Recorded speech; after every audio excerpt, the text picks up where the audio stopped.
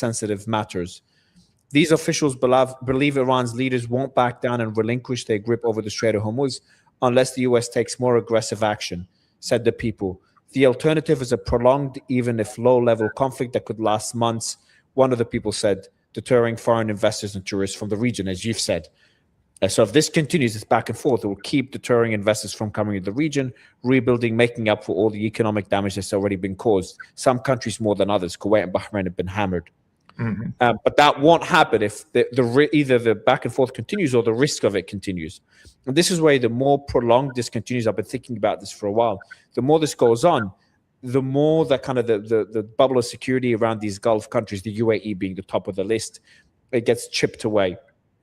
But the talks of ground troops, and I know you've already talked about how this looks like a shaping operation, all the strikes on the south.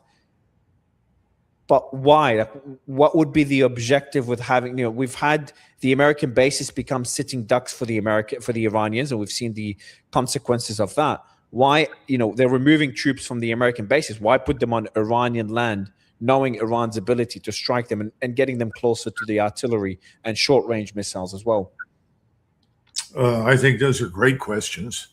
I agree with you, and if we answer them honestly, we would discard any notion of a ground operation. But we're not operating in a rational environment. Let me just back up a minute before we go into detail of the ground operation.